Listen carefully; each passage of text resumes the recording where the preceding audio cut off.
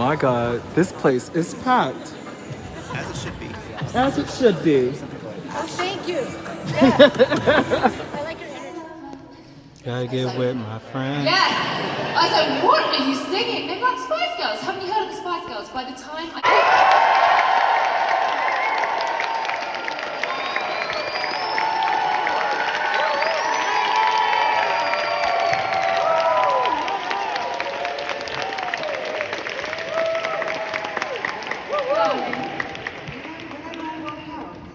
feel strange not having music. I was hoping that there would be.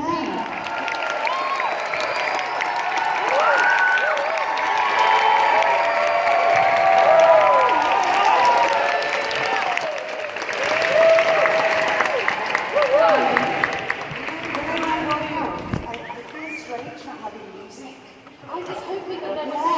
I kind of just want to go, come to the world! Mic up your life! Mic up your life! Oh my God. I am not that excited to be here, obviously. How are you feeling, my love? I'm good, you know. I've had Such a massive fan, so I was so satisfied with the book, and you will be too. It's just the perfect level of juice and gossip, but really the highs and lows of mega fame. But let's go back to the beginning, because I'm going to try and do this chronologically, because the book really takes you through Mel's life. So, born in Liverpool to Joan and Alan. Everything was great. I'm going to go in with a hard first question. Okay. And then you turn 3 and boom. yes. What happens? So, places, you know, whether it was the Campton estate in Runcorn or backstage at the Brits in '97, you know, I wanted the reader or the listener to really feel like they were there. You do a lovely thing in the book, which I adore, and it's like I said, it is chronological. And so whether you're starting in a city Into like social accommodation, she quickly was in a new relationship, so there was this new like father figure, and it was my childhood, so what you know is your normal, right? And it wasn't really until I got older I started to realise how this big shake-up in my tiny little world really affected me and helped to mould me in some of my behaviours. and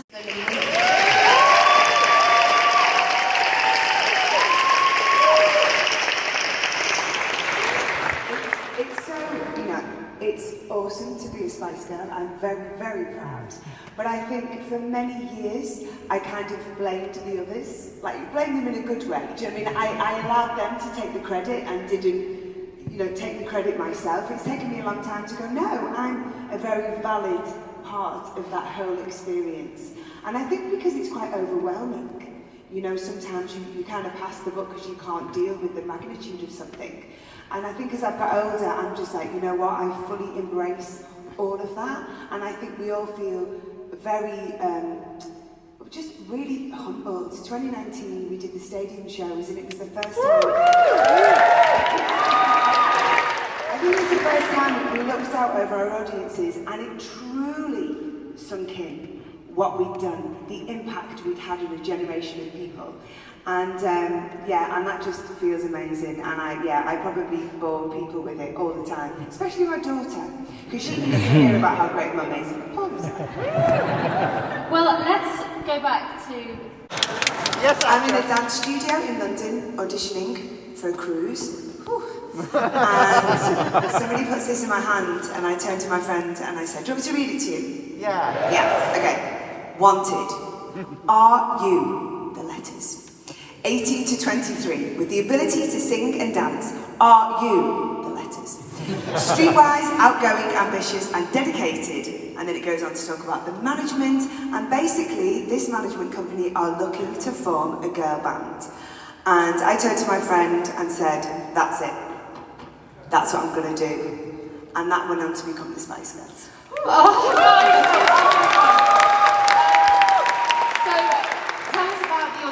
Turn up to a big open audition. Big open audition. I think there was about, you know, there's a few hundred girls there, maybe about 400 girls, all like lining. So if anyone's ever been to Dance Works, I don't know if anyone would ever been to Dance Works in London. And there's these lots of studios, and up the stairs that the girls were lining these stairs. And we went in groups, and we had to freestyle dance to a band some of you may not know called Eternal. which is another great British girl band, and we had to dance to stay.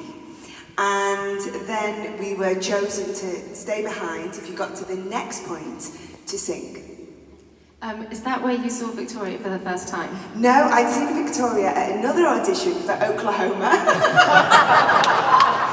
So random.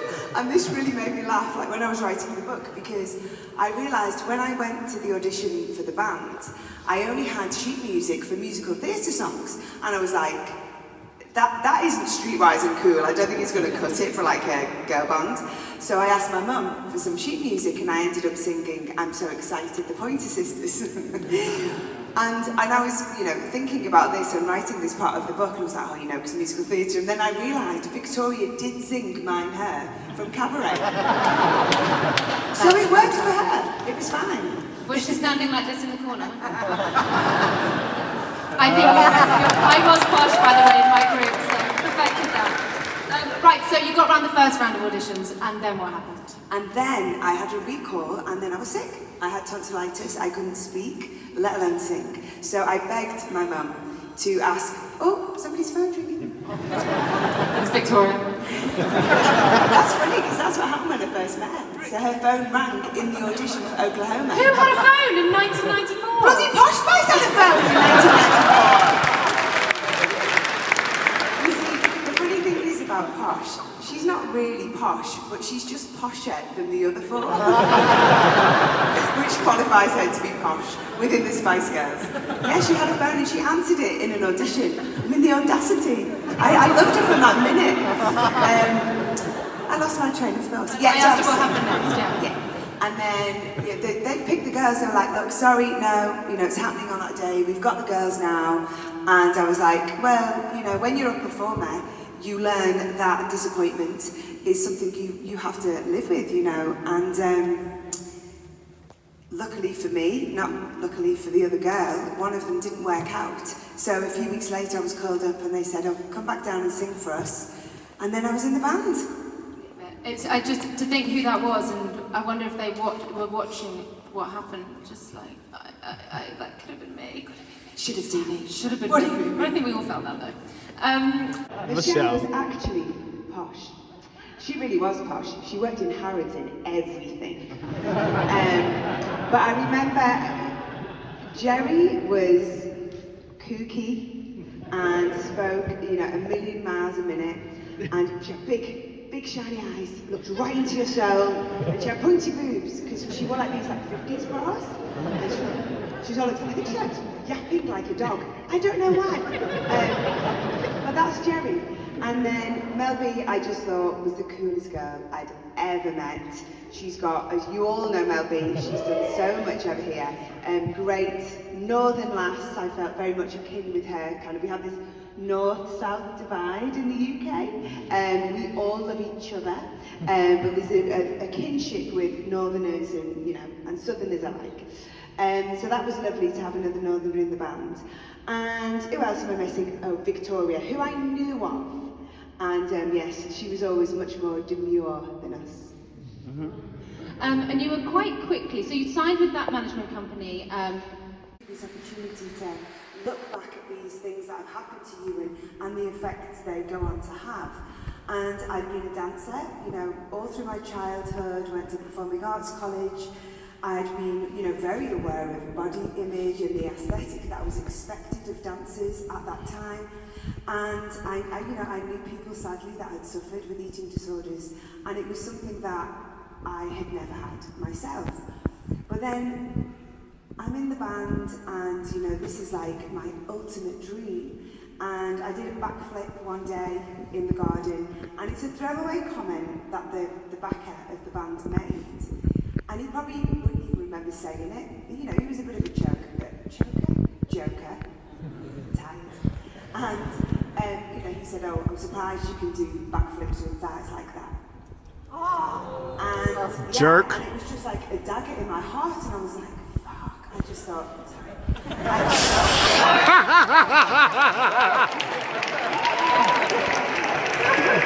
For the first time, I thought, I have this incredible dream that I could potentially achieve.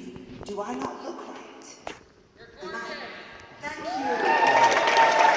I would say you are too, but I can't see because it's dark. I think you are. Yeah, and it just kind of, my brain just clicked into gear and it was like, okay, this is something I can control. If I need to change something, I'm going to do that. And that's really when I started, you know, and it was gradual. But I started to be more restrictive with my eating, I started to exercise more, and this was something that began to snowball with different things that happened in the band, the pressure, the photo shoots, the comments, the media, so it's, you know, it was a tough time. Well, also before you were famous, there was another moment at the Brits. I know everyone's asked you about this story, but I have to, because I think for everything we're going to talk about over the course of this interview. And it was the year before anybody knew us, because Wannabe wasn't released until later that year. But we were signed to Virgin Records and we were invited. And, you know, the Brits, I mean, they used to be so much fun. They're a bit dry these days. But it was the 90s and it was very hedonistic and everyone was drinking and doing other things. And we had a few champagnes, and on the way out, there was some, I don't know, something happened. There was some, I took my hair out and somebody complained. And I told Victoria to F off. And it was we went very silent then. I thought I'd get a giggle then, I've had that one. Maybe they don't know what F stands for. How many F-bombs can you drop in a church? Yeah, so basically I told her where to go, and it was a throwaway comment, and I didn't think anything more of it. It wasn't aggressive, it was just, oh, fuck off. And as most British girls do, on an evening out at some point. And yeah, the next day I woke up and I was in loads of trouble. And I was threatened with being kicked out of the band because of my behaviour.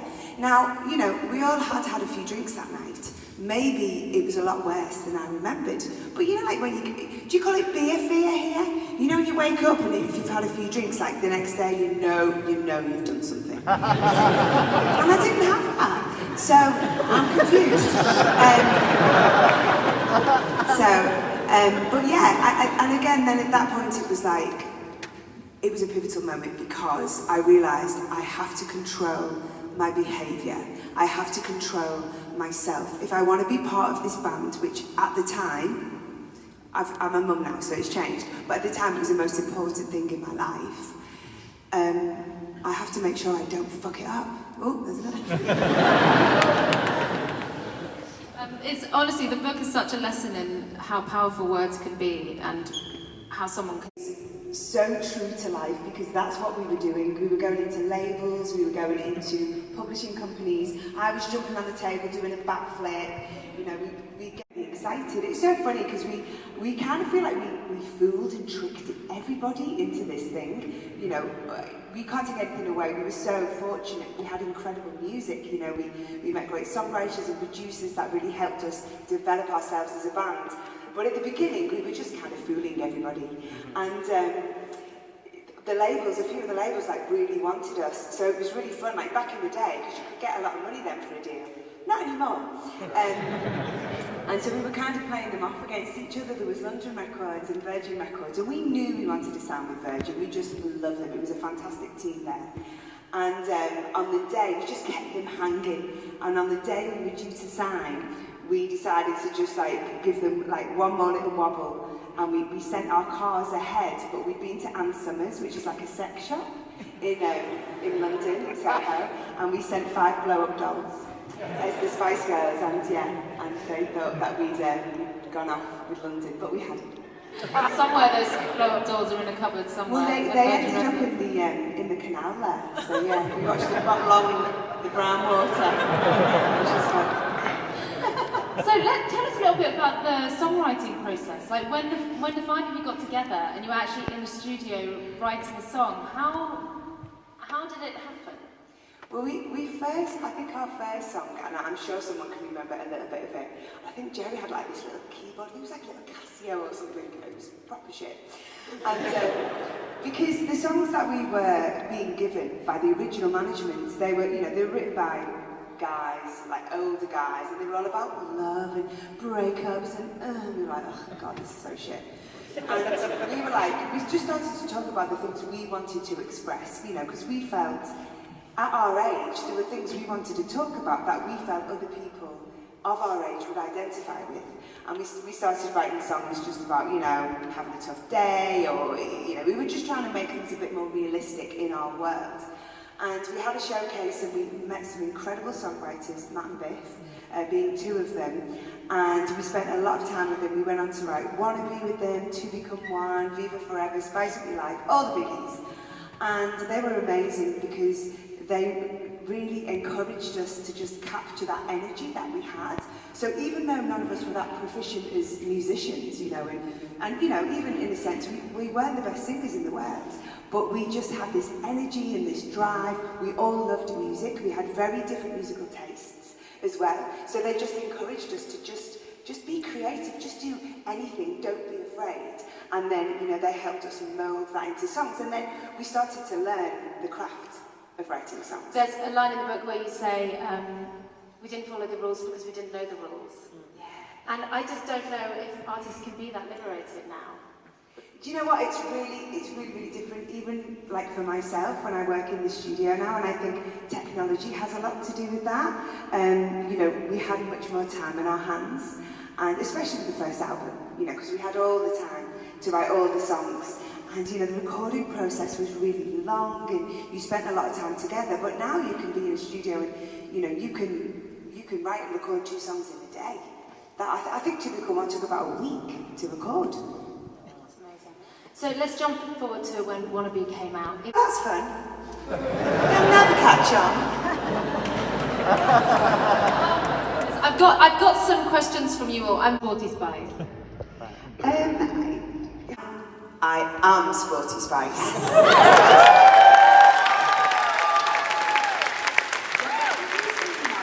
I think there's definitely been times in my life when I've kind of been soul-searching and trying to figure out who I am away from the band, who I am as an individual, and I've not fully acknowledged and embraced being sporty, but now more than ever, I'm really, really proud, because I think Sporty's the best.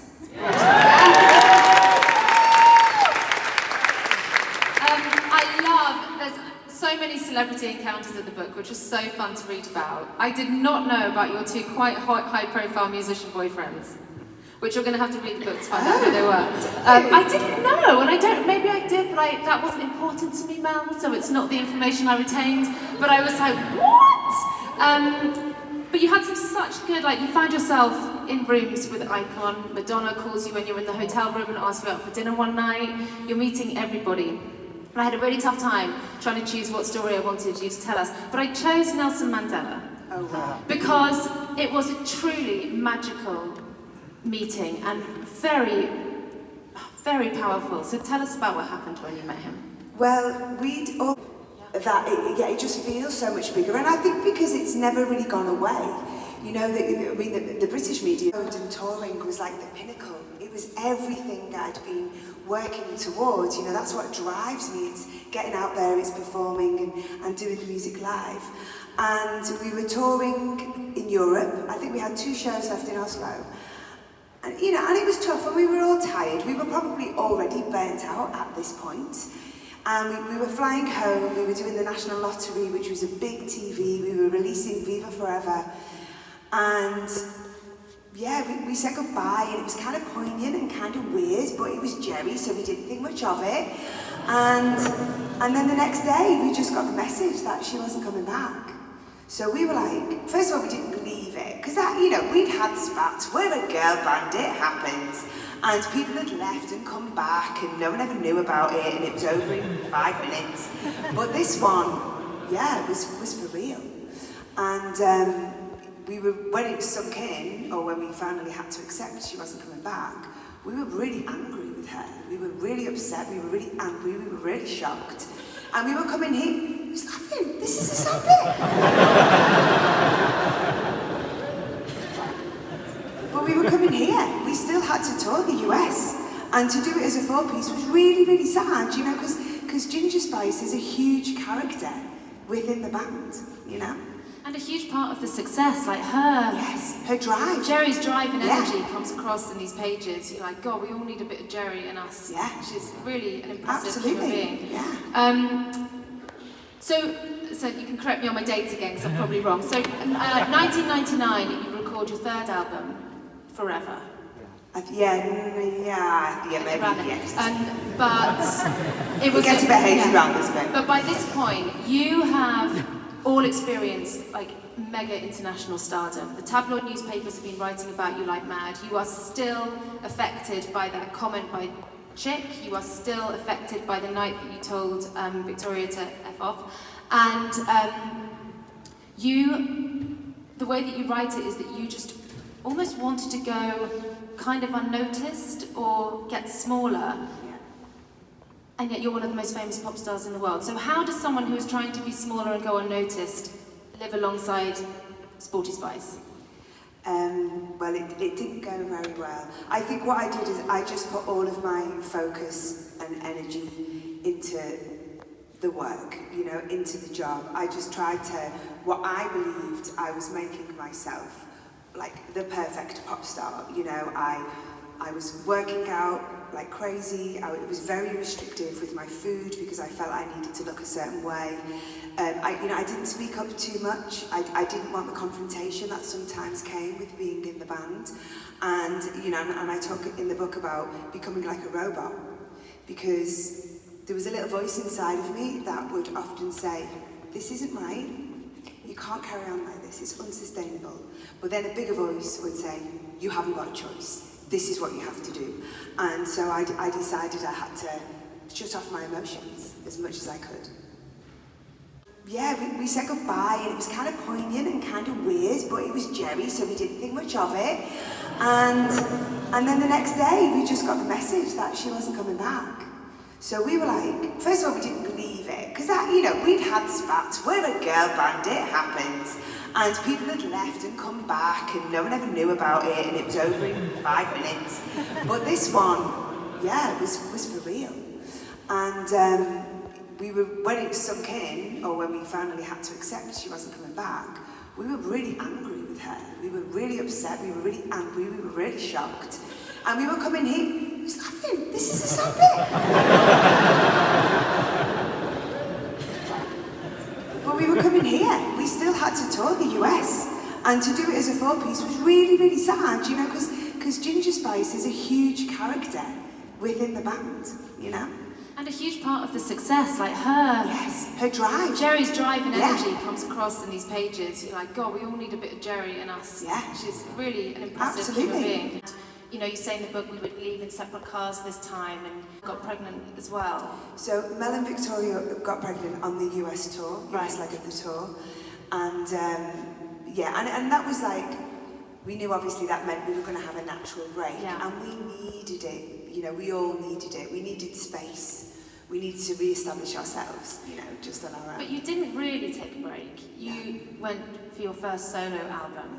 Yeah. Your third song from that album, released from that album, Never Be the Same Again? Yes. Yes, that you recorded the video here, and Lisa Left Eye Lopez did a rap on that song. I loved it so much at the time. Obviously it's so special now. And I remember that song coming out so vividly. I was like, wow, she is a legit solo artist. I remember just loving that song, still sing it all the time. But it wasn't a good time for you. It wasn't. Well, it's so interesting being here in LA, and I'm like, oh God, I want to get really emotional.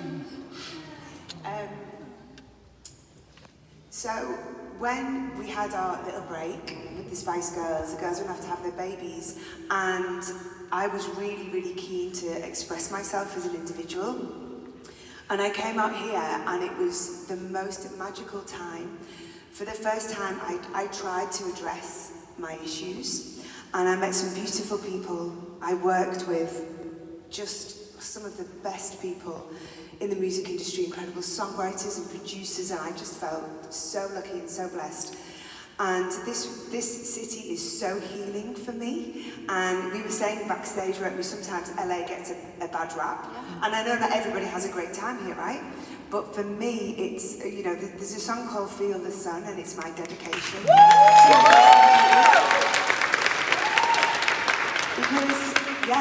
Because I was drowning. I was drowning in my environment, and I came here, and I was just so taken care of. And I was so proud of myself, because Northern Star is, I'm very proud of that album. I think it's an incredible record. It still sounds great today. And so much of that is because of LA and how I felt when I was here, and the support network that I found while I was here. Can we talk about chapter 14? We can. Well, I think the Spice Girls legacy is kind of defined, isn't it? I do feel very, very proud. We were really lucky, I think, timing-wise as well. There was bubbling, this feeling. Feminism has been around for a very long time, and we were so lucky to kind of catch this wave and have the ability to make it more mainstream and relatable to younger people. So we feel very fortunate about that. I feel like the Spice Girls legacy is, solidified. But I think me as an individual, you know what it is for me, right? And people have probably heard quite a few interviews recently, and I'm repeating myself. But I just feel like as I get older as a performer and as a human, I realise how important connection is. And especially through the pandemic as well, I realise, I kind of, people always thank me for the things that I do, and it's like, but I feel very grateful to you. It's a complete transaction. Do you know what I mean? And I think it's so funny, isn't it? Because wanting to be famous and and be special and all of these things, and it's like we're not. We're just all people. We're all special. Do you know what I mean? I like the equality between us. So that's what I want the legacy to be. That whole thing of being like doing extraordinary things, but being really ordinary.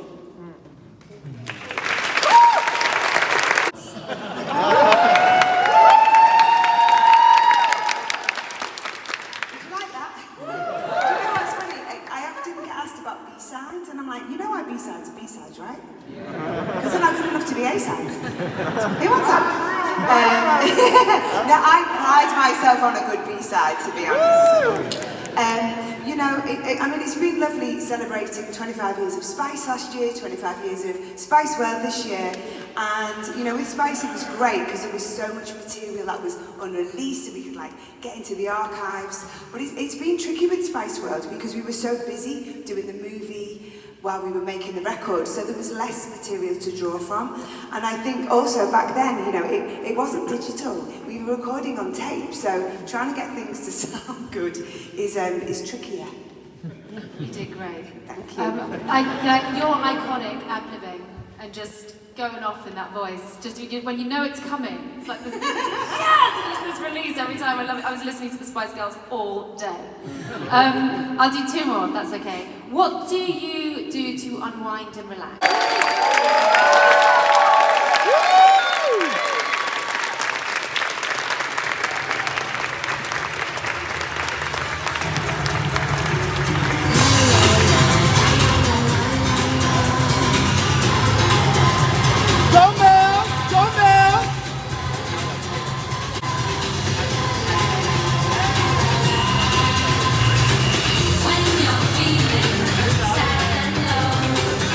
Got it.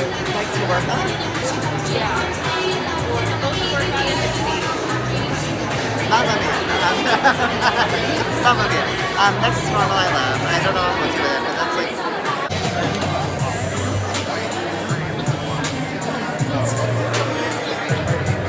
We do need to take the pictures quickly, please. I understand we all want to have a conversation, but again, we could be here till next month if we all do that. Sorry. We want to make sure everyone in the building gets their... Ladies and gentlemen, once you have taken your picture, remember, we do need you to exit the side. It will take you out to the lobby.